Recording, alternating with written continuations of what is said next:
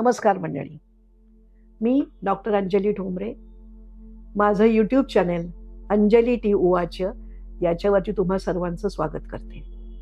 जेव्हा आपण अंकज्योतिषशास्त्र म्हणजेच न्यूमरॉलॉजी किंवा सायन्स ऑफ नंबर्स याचा जेव्हा विचार करायला लागतो तेव्हा अगदी स्वाभाविक आहे आपल्या मनामध्ये हा विचार येणं की जगातल्या कुठल्या कुठल्या देशांच्या मध्ये याचा अभ्यास केला गेला असावा आणि केव्हापासून हे शास्त्र अस्तित्वात असावं.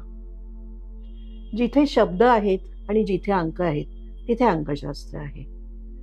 सूर्य आणि चंद्र यांचा उदय आणि अस्त तो तर ठरलेलाच असतो. आता तर पंचांगात आपल्याला पहिल्या दिवसापासूनच हे माहीत आहे की संपूर्ण वर्षात सूर्योदय सूर्यास्त किंवा चंद्रोदय चंद्रास्त केव्हा होणार आहे. पण हे सूर्योदय आणि सूर्यास्त हे अनादिकालापासूनच होत आहेत, नाही का.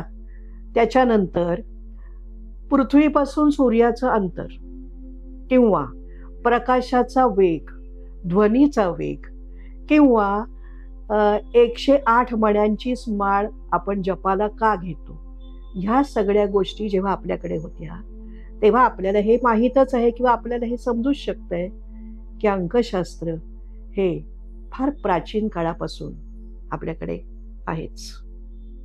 माणसाला या अंकांच्या गूढतेची जाणीव नक्कीच झाली असणार, कारण त्याच्याकडे असलेली प्रगल्भ बुद्धिमत्ता आणि कुतूहल त्याच्यातून म्हणजे आपल्याला जे माहीत नाही ते माहिती करून घ्यावं आणि त्याचा आपल्या प्रगतीसाठी उपयोग करून घ्यावा हा विचार तर त्याच्या मनात येणं अगदी स्वाभाविक आहे. उलट असं म्हणता येईल की ही त्याच्या स्वभावाची खासियतच आहे. अर्थात याच्यासाठीचं प्रूफ आपल्याला मिळतच होतं, कारण 2 गारगोट्यांचं घर्षण झाल्यानंतर त्याच्यातनं ठिणगी उत्पन्न होते आणि त्या ठिणगीचा उपयोग आपण अग्नी पेटवायला करू शकतो. हे काही माणसाला कोणी शिकवावं लागलं नाही. तसंच झालं असणार की त्याला केव्हा तरी ही जाणीव झालीच असणार की अंकांना पण स्वतःची काहीतरी भाषा आहे.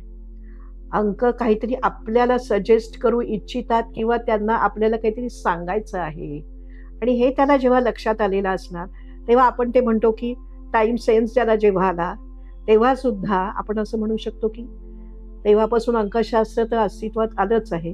आणि मग त्याचा तो पुढचा प्रवास सुरू झाला की अरे ह्या दिशेने अंक आपल्याला काय सांगतात. पण खरं तर तो त्याचा आतलाही प्रवास होता ना. अंकांची ताकद आणि अंकांची भाषा हे जेव्हा आपण हे पुढे बघणार आहोत तर त्यावेळेला आपल्याला काही व्यक्तिमत्वांची नावे प्रकर्षाने घ्यावी लागतील आणि हेही आपल्याला बघावं लागेल की कोणकोणत्या देशात याच्यावरती जास्त अभ्यास झाला आहे. आपल्या भारतात तर याच्यावरती अभ्यास झाला आहेच, पण डॉक्टर एम कटककर यांच्या अंकशास्त्र एक चमत्कार या पुस्तकामधला उल्लेख मला इथे मुद्दाम करावासा वाटेल. पायथागोरस त्याचा जो पिरियड होता तो 570 BC ते 500 BC म्हणजे बिफोर ख्राइस्ट, त्याला अंकशास्त्राचा जनक मानतात. तर इटलीमधल्या क्रोटोना शहरात त्याचं अंकशास्त्राचं एक सेंटर होतं आणि तिथे त्याच्यावरती बऱ्यापैकी अभ्यास केला गेला होता. पण त्यानंतर सुद्धा पायथागोरियन न्यूमरॉलॉजी हे आपलं अस्तित्व अजूनही टिकून आहेच. ज्यूइश लोकांच्या इतिहासात कबाला याला खूप मान आहे. कबाला म्हणजे परमेश्वराकडून मिळालेले ज्ञान, की ज्याचा उल्लेख आपल्याला स्पेनमध्येही आढळतो. पण कबाला हे ज्ञान जे आहे ते म्हणजे ज्ञानाची खाण, जे ॲडमला डायरेक्ट परमेश्वराकडून मिळालं आहे असंही म्हणतात. कबाला याचाच अंकशास्त्र एक भाग आहे. तसंच चीनमध्येही या शास्त्राचा अभ्यास केला गेलेला होता. त्याच्यानंतर इजिप्त, ग्रीस, हिब्रू या देशांच्या मध्ये सुद्धा या शास्त्राचा अभ्यास केलेले उल्लेख आपल्याला आढळतात. आणि एवढं मात्र नक्की आहे की जरी अभ्यास केले जात होते तरी एक शक्यता ह्याच्यात अशी असणार आहे की कदाचित अंकशास्त्र ह्या नावानी नाही पण काही वेगळ्या नावांनी हा अभ्यास केला गेला होता. तसंच आता आधुनिक अंकशास्त्राला गती देणारे जे आयरिश ज्योतिषी किंवा आयरिश अंकशास्त्र तज्ज्ञ असंही आपण म्हणू शकतो त्यांना, ते किरो यांच्या तर पुस्तकामध्ये त्यांनी असा उल्लेख केलेला आहे की अगदी लहान वयामध्ये त्यांनी भारताची एक फेरी केली होती. आणखीन त्याच्यात त्यांनी हाही उल्लेख केलेला आहे की इथल्या पंडितांच्या कडूनच त्यांनी हे ज्ञान आत्मसात केलं होतं. आपल्याकडच्या ऋषीमुनींना मात्र त्यांच्या ध्यानातच हे ज्ञान परमेश्वराकडून मिळालेले असे आपल्याला उल्लेख वाचनात येतात. त्याच्याशिवाय म्हणजे ह्याच्यामुळे आपण एक गोष्ट तर नक्कीच म्हणू शकतो की भारतात याच्यावरती खूप अभ्यास झाला होता किंवा तेव्हाही होत होता.